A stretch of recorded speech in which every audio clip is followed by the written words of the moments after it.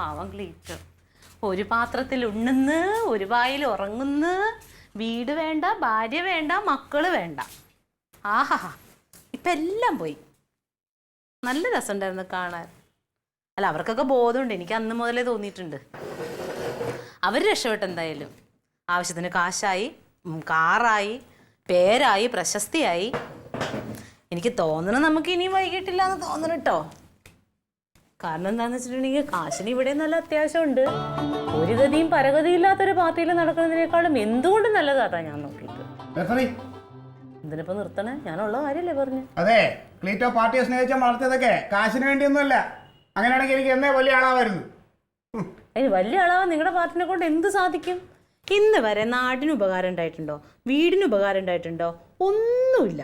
ഭൂമിക്ക് ഭാരമായിട്ടൊരു പാർട്ടി, അതിനകത്ത് പ്രമുഖനാണെന്നും പറഞ്ഞ് 2-3 പേര്, അതിനകത്ത് 2 പേർക്ക് ബോധം ഉദിച്ച് അവർ രക്ഷപ്പെട്ട്.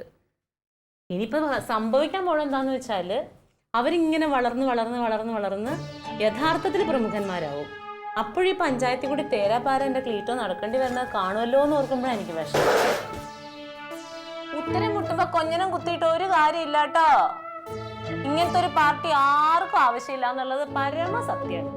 പിന്നെ കാശിന് വേണ്ടിയിട്ടല്ല എന്ന് പറയണു. അപ്പൊ ഈ പാർട്ടിയിൽ നിന്നപ്പോ കൈക്കൂലി മേടിച്ചതൊക്കെയോ? ആൾക്കാരെ പറ്റിച്ച് മറ്റെന്താ രസീത് ബുക്കിന്ന് അത് പറ്റിച്ച് ഇത് പറ്റിച്ചൊക്കെ പൈസ പിടുങ്ങിയതോ? അപ്പൊ അതിന് പൈസ അല്ലായിരുന്നോ? വലിയ ജാടയൊന്നും കാണിക്കാതെ അൻസാറിനെ വിളിച്ചിട്ടുണ്ടെങ്കിൽ എന്തെങ്കിലും നടക്കും. അതല്ലെങ്കിൽ ഇവിടെ ഇരിക്കും ഈച്ചനെയും പിടിച്ച്. മിണ്ടാതിരുന്നിട്ടും കാര്യമില്ല, എന്തെങ്കിലും പറവാ തുറന്ന്. കൂടെ നടന്നവരൊക്കെ അതേ പേര് ക്ലീറ്റസ് എന്ന്, നേതാവെന്ന് തിരിച്ചു വിളിക്കാത്ത, തികച്ചു വിളിക്കാത്ത ആൾക്കാരാ. വെള്ളം ഇട്ട് ഇനിയിപ്പോ ഒറ്റയ്ക്ക് പോയിരുന്ന് ഈച്ചനെ പിടിക്കേണ്ടി വരുമല്ലോ. വേഗം മാറിക്കോട്ടോ. ഉള്ള കാര്യം ഞാൻ പറയാ. 3 പേര് പാർട്ടിയിലുണ്ടായിട്ട് ഒന്നും നടന്നില്ല.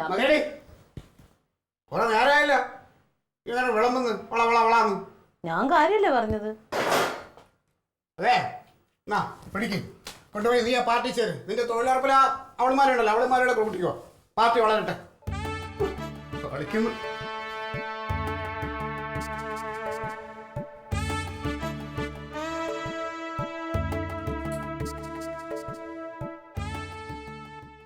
കയ്യിലിരിപ്പും കൂടെ നന്നാവണം. ഏട്ടാ, ക്ലീറ്റോ ചേട്ടൻ എങ്ങോട്ടോ പോയിട്ട് കാണുന്നില്ല. നാത്തൂനായിട്ട് വഴുകിട്ട് എങ്ങോട്ടോ പോയതാ. കുറെ നേരമായി പോയിട്ട്, വിളിച്ചിട്ടൊന്നും എടുക്കുന്നില്ല.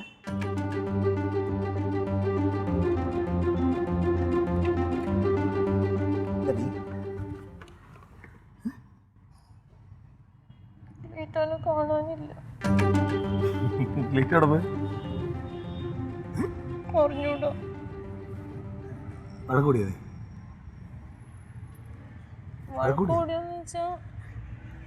ഈടാ ആരാണെങ്കിലും പറഞ്ഞു പോവില്ലേ? എന്നെ കുറ്റം പറയാൻ പറ്റുമോ? നമ്മുടെ അൻസാർ വന്നില്ലേ? അപ്പം പൈസ കൊടുത്തായിരുന്നല്ലോ. അപ്പം ഞാൻ അവിടെ ചെന്ന്, നീ ജോലിക്ക് പോയി കഴിഞ്ഞപ്പോൾ ഞാൻ അങ്ങോട്ട് ചെന്നിട്ട് വെറുതെ തമാശക്ക് ഇച്ചിരി കളിയാക്കി.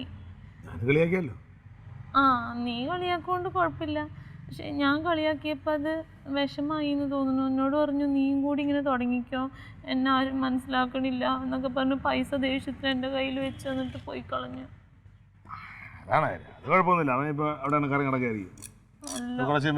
അങ്ങനെയാണെങ്കിൽ ഞാൻ വിളിച്ചിട്ട് എന്താ ഫോൺ എടുക്കാത്തത്?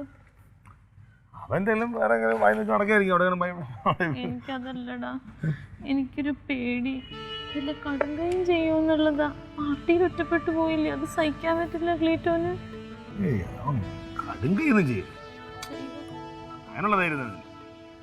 ഇതാ കുഴപ്പം.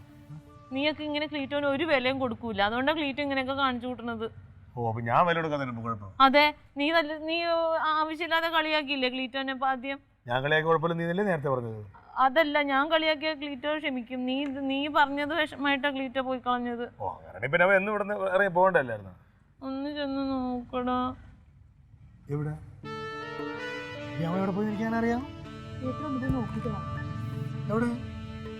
എടാ അവിടെ എവിടെയെങ്കിലും ഒന്ന് നോക്കണം. അവിടെ എവിടെയെങ്കിലും അവങ്ങി വരുമല്ലോ. നീ ചുമ്മാ ഞാൻ കുളിച്ചൊന്നുമില്ല.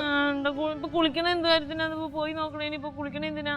എടി ഞാൻ വെറുതെ പോണ, ജോലിക്ക് പോണല്ലേ, ജോലി കഴിഞ്ഞിട്ട് വന്നതല്ലേ. എനിക്ക് എന്റെ അച്ഛനുണ്ടായിരുന്നെങ്കിൽ എന്നെ ഇങ്ങനെ വിഷമിപ്പിക്കൂലല്ലോ.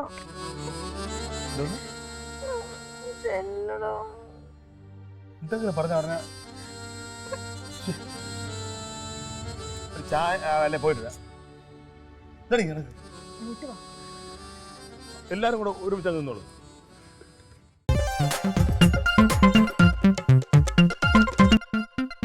Alien versus Alien.